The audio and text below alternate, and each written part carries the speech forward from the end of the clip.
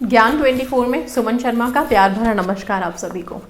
आज मैं ये बताने जा रही हूँ कि हम सब जानते हैं लक्ष्मी जी बहुत चंचल हैं, एक जगह नहीं रुकती, कहीं भी नहीं रुकती।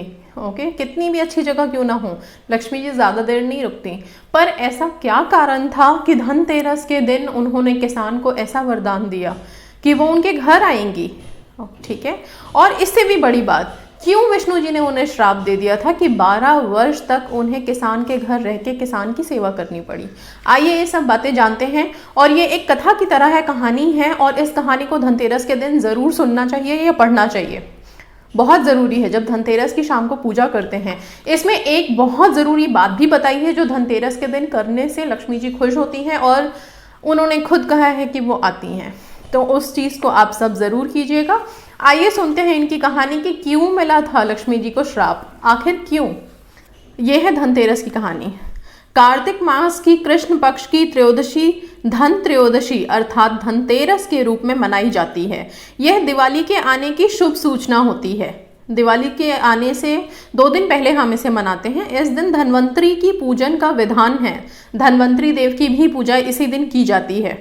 असल में देखा जाए तो इस दिन धनतेरस के दिन 3, एक धन्वंतरी की, दूसरा लक्ष्मी जी की, और तीसरा बिल्कुल रात में सोते वक्त यमदेव की, यमराज की पूजा होती है, जिनके नाम से यम का दीपक निकालते हैं। मेन कहानी पे कि क्यों भगवान विष्णु ने श्राप दिया था लक्ष्मी जी को। एक बार भगवान विष्णु लक्ष्मी जी सहित पृथ्वी पर घूमने आए। कुछ देर बाद भगवान लक्ष्मी जी से बोले, मैं दक्षिण दिशा की ओर जा रहा हूँ, तुम यहीं ठहरो। किंतु लक्ष्मी जी भी विष्णु जी के पीछे चल दी। कुछ दूर चलने पर ईख का खेत मिला। अब क्या हुआ, लक्ष्मी जी विष्णु जी दोनों आए धरती भ्रमण के लिए, धरती पे घूमने के लिए। तो कुछ दूर चलने के बाद भगवान जी ने लक्ष्मी जी को बोला कि आप यहीं रहिए, और वो दक्षिण दिशा की तरफ गए, मतलब साउथ की तरफ गए किसी काम से। पर लक्ष्मी जी भी उनके पीछे पीछे चल पड़ी।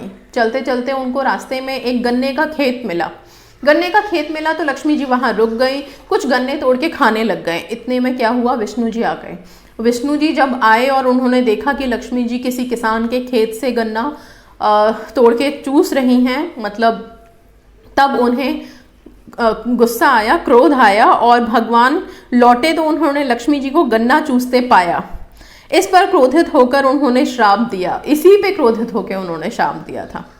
ठीक है, क्यों दिया था श्राप, इस वजह से दिया था क्योंकि उन्होंने उन्हें रुकने के लिए बोला था, वो रुकी नहीं, उनके पीछे आई, और फिर किसी और के गन्ने के खेत से वो गन्ना लेकर के चूसना शुरू किया। उन्होंने श्राप दिया कि तुम जिस किसान का यह खेत है उसके वहां पर 12 वर्ष तक उसकी सेवा करो।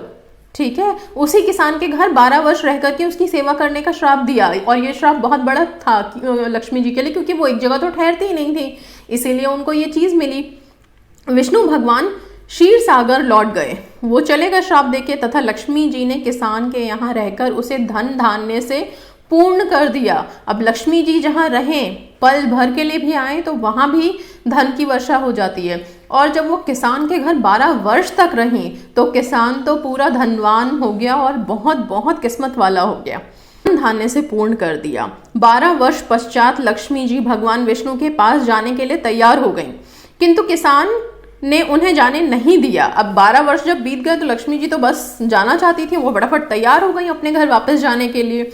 जिस तरह से हर लड़की अपने ससुराल जाने के लिए रेडी हो जाती है, वैसे ही हर किसी को अपने साथी के पास जाना है। भगवान लक्ष्मी जी को बुलाने आए, भगवान भी लेने आए, परंतु किसान ने उन्हें रोक लिया। अब किसान जाने ना दे, कोई भी क्यों जाने देगा, हम में से कोई भी नहीं चाहता कि लक्ष्मी जी अगर हमारे घर आए तो आने के बाद एक भी बार यहाँ से जाए, हमेशा के लिए रखना चाहते हैं हम सब लक्ष्मी जी को। तब विष्णु भगवान बोले, जब किसान ने मना कर दिया कि मैं नहीं जाने दूंगा, तब विष्णु जी ने उन्हें बोला, तुम परिवार सहित गंगा स्नान करने जाओ, इन कौड़ियों को भी गंगा जल में छोड़ देना, तब तक मैं यहीं रहूंगा। उन्होंने उसे बोला कि तुम एक काम करो, तुम जाओ गंगा जी में स्नान करने के लिए। कुछ कौड़ियाँ दी उन्होंने। इसी का मैंने एक धनतेरस का उपाय भी डाला था कि आप लोग भी गंगा जल में कौड़ियों को डाल करके शाम से रखेंगे और फिर पूजा करेंगे, और इन कौड़ियों को बाद में विसर्जन कर देंगे। ये उपाय बहुत बहुत बहुत इफेक्टिव है। ओके, जब ये किसान उन कौड़ियों को लेकर के गंगा जी में गए और वहाँ स्नान करने के बाद कौड़ियाँ जब गंगा जी में डाली तो गंगा जी में से 4 भुजाएं निकल गईं। अब भुजाएं निकली तो वो कौड़ियाँ लेके जाने लग गईं। तब किसान ने उन्हें रोका कि आप इन कौड़ियों को लेकर के जा रही हैं, लेकिन आप हैं कौन? तब उन्होंने बोला कि मैं स्वयं गंगा हूँ। फिर गंगा जी ने किसान को बताया था कि आप कभी भी लक्ष्मी जी को जाने मत देना, क्योंकि अगर लक्ष्मी जी चली गई तो तुम फिर से निर्धन हो जाओगे, फिर से गरीब हो जाओगे। अब किसान जब वापस आया तब उसने विष्णु जी से बोला कि मैं लक्ष्मी जी को जाने नहीं दूंगा, लक्ष्मी जी यहीं रहेंगी, मेरे पास रहेंगी।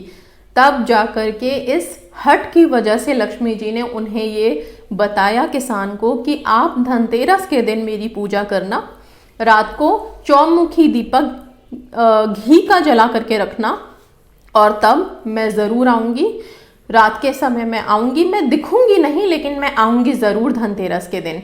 और जैसा कि लक्ष्मी जी ने किसान को बोला था, किसान ने वैसा ही किया। दीपक जला के रात में धनतेरस के दिन लक्ष्मी जी की पूजा की, ठीक है। और इसके बाद फिर से वो धन धान्य से पूर्ण हो गया और सदा धनवान ही बना रहा।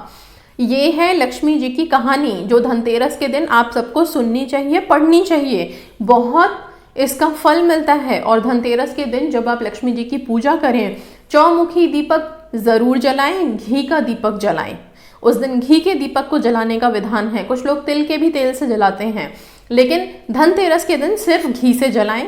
और जहाँ पे आप घी से दीपक जला रहे हैं वहाँ पे कुछ चौक बनाएं, मतलब जैसे हम चावल को पीस के चावल के आटे से चौक बनाते हैं या आटे से चौक बनाते हैं, आप लोगों ने देखा होगा, ठीक है। उस तरह से, या फिर अगर उतना नहीं कर सकते तो चावल, एक मुट्ठी चावल वहां पे रख के उसके ऊपर इस चौमुखी दीपक को जलाएं और लक्ष्मी जी की पूजा अर्चना बिल्कुल सिंपल तरीके से करें, सच्चे मन से करें, धन बरसेगा।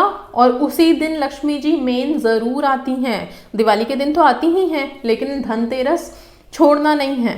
धनतेरस के दिन पूजा अर्चना ज़रूर करनी है। और यही कहानी है लक्ष्मी जी की कि क्यों उन्हें श्राप मिला था और इस श्राप से मुक्त होने के लिए उन्होंने कैसे क्या क्या किया, और फिर जब किसान ने जाने नहीं दिया तो किसान को क्या वरदान देके गई। ये जानना बहुत ज़रूरी था हम लोगों का। इसको मैं सिंपल लैंग्वेज में आप लोगों को बताया है मैंने। इसे आप लोग धनतेरस के दिन ज़रूर सुनिए, पढ़िए, आप लोगों को बहुत मदद मिलेगी। और एक चौमुखी दीपक जला के पूजा अर्चना कीजिए, धन की वर्षा ज़रूर होगी, ज़रूर बरसती रहेगी। सो दैट्स ऑल, इतना ही था। और आप सबको धनतेरस की बहुत बहुत शुभकामनाएं, बधाइयाँ। इसी के साथ विदा लेती हूँ। नमस्कार।